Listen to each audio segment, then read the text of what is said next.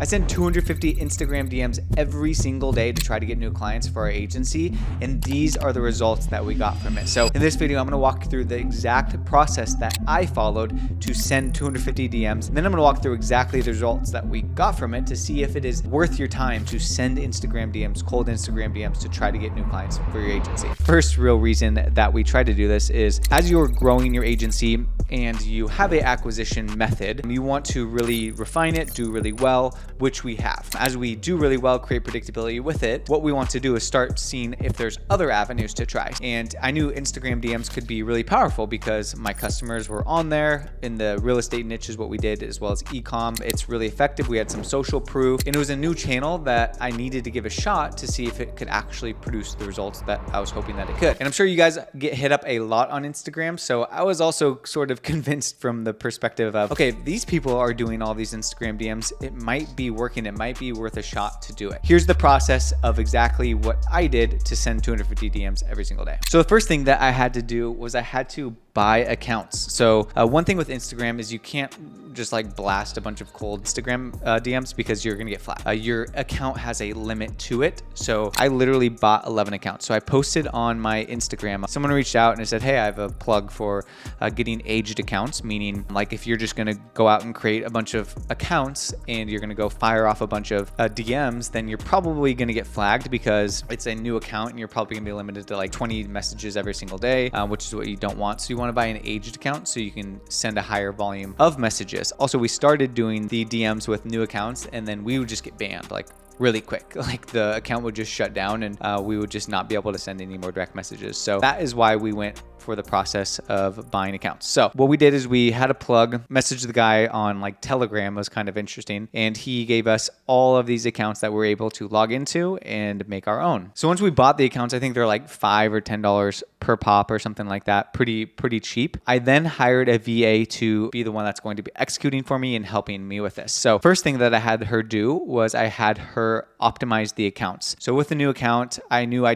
couldn't send all of the messages from my accounts. That's why I bought them. But I wanted to create some social proof on the account. So here's the SOP, but basically what I had them do is, in short, was the new account would send me the Gmail as well as the Instagram login and the password. So what we had to do is we had to create a new Gmail account, log into the Gmail, change the Instagram's Gmail account to the new Gmail account, and then re-log in, change the Instagram name, etc. It was kind of a bit of a front load of work, which took a lot of time and it was confusing because it was my first time, of course. And what I had the VA do was basically just create a burner Gmail account. So basically I just had Austin Schneider 1 at Gmail, Austin Schneider 2 at Gmail, Austin Schneider 3 at Gmail, etc., etc. Keep a real simple password so that it was easy to find. And then what I had her do was I had her open up Chrome profile and stay logged into a Chrome profile for each account. So she had 11 different Chrome profiles for 11 different Gmail accounts that we created. So she didn't have to log in, log out, and maybe provide some suspicion to Instagram for some reason. Then what I had her do was I had her, of course, change the Instagram username and then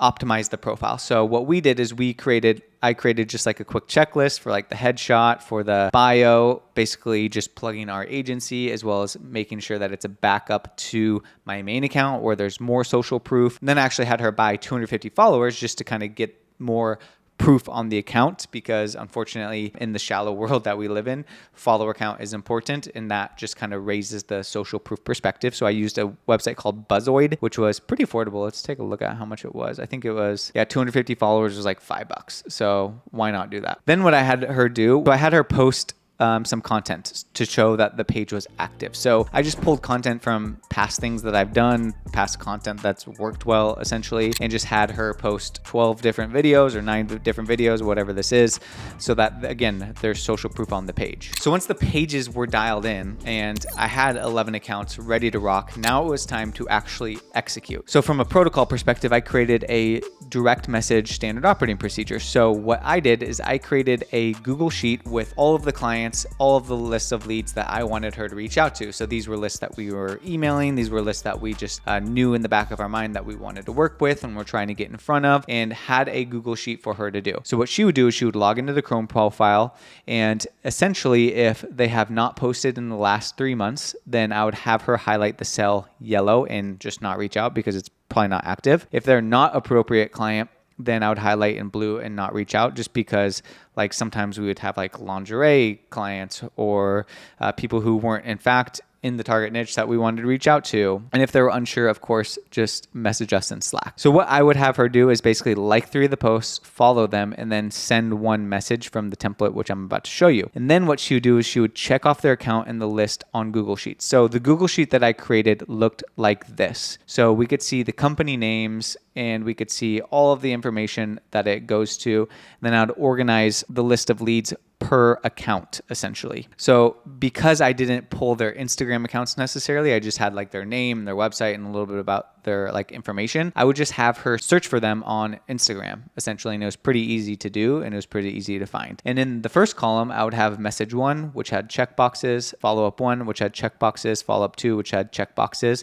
And then I could see if we sent them an email or if it was a bad account or if they're not interested, and any notes associated with each lead, essentially. So then I would have her send a first message. Then I would have her follow up 2 days later, revisit the sheet, same thing, follow up again 2 days later. And then if they have a positive response, which was like, yeah, send me more information about what you're talking about. Basically what we did is we would send them an email with a video sales letter or some sort of value that we were giving to the prospects. And basically what the VA would do is she would fill out a form that would automatically send them an email, and then that would automatically notify me that we have a lead that we should then be following up with. So that was the process. I pretty much call it like the value funnel process, where you're leading with value, because if we're going to message people, we want to provoke a response, and the best way to provoke a response is simply just to add value to them and offer to give value to the prospect. So like the form that we would have is essentially looks like this. And every time somebody would say, yeah, send me more information, all the VA would need to do is just fill this out, directly correlate where it came from. And then we would send a Loom video, which is just explaining the value that we could provide, which was pretty much just like a video sales letter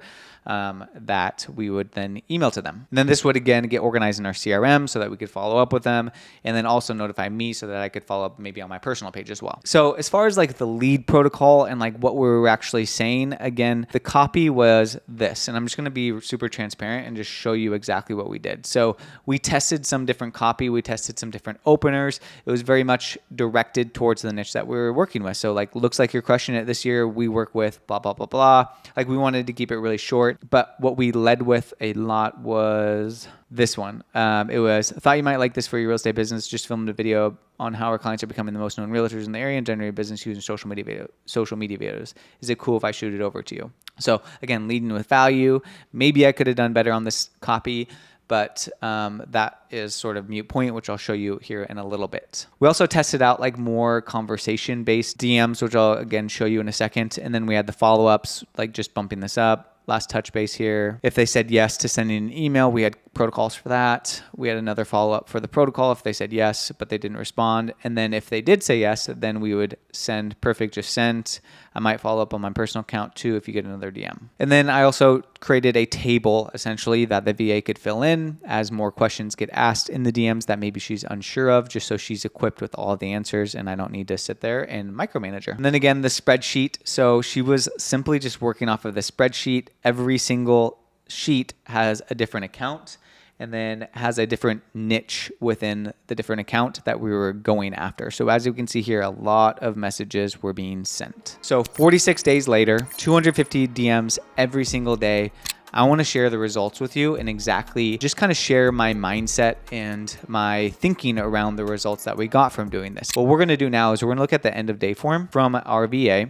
So every day she would fill out an end of day form with how many positive replies and how many DMs she actually sent. So let's take a look at how this went. So again, just to kind of show 46 days of direct messaging. So we sent a total of 3,491 direct messages. Initial direct messages, so 3,491 unique people we sent a message to. The follow-ups, we sent 3,599 follow-up messages for the first one. And then the follow-up 2, we sent a total of 3,662 follow-up number 3 messages. Now let's look at positive replies, meaning people who responded positively to the responses that we were getting. So let's take a look here. We had a total of 25 positive replies. You might be thinking, okay, is that good? Is that bad?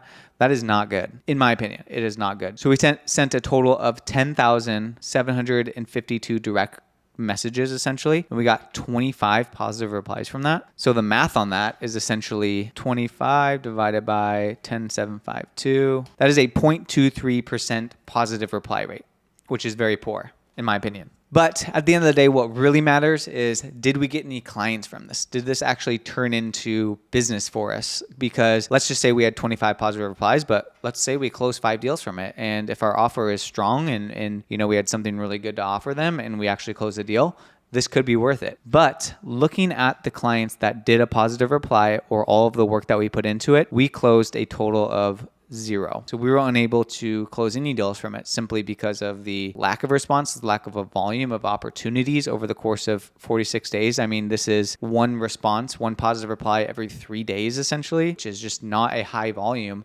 of positive responses. At the end of the day, we stopped doing this, not because I had shiny object syndrome or I was trying to do it. I just figured that this wasn't the best avenue and I should just keep doing what I was doing. But at the end of the day, for the 46 days, 47 days that I invested into it, it just didn't really seem worth it for me to continue to do that and invest my time and my energy in doing that. Am I saying that you shouldn't do cold DMs? Not necessarily. Like maybe you're having success with it. There's a lot of agencies that do have success with cold direct messaging.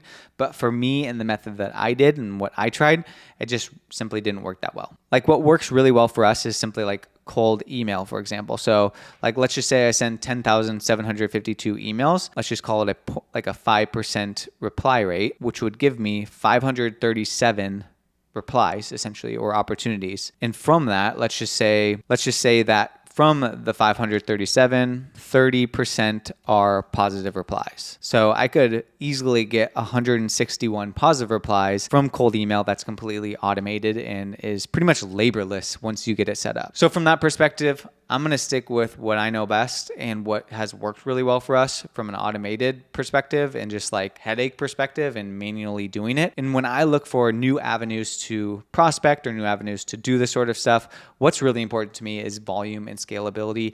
And for cold DMs, I just didn't really have that. All right, y'all, thanks so much for watching the video. If you found value in this, if this was helpful in any way, please give it a thumbs up. And if you haven't already, be sure to subscribe to the channel and be on the lookout for more future videos. Leave a comment down below if you've tried Instagram DMing and this has worked for you. Let me know, because I want to know where I missed in the strategy so that I can properly try it again going forward. But at the end of the day, thanks again for watching. We will see you on the next one.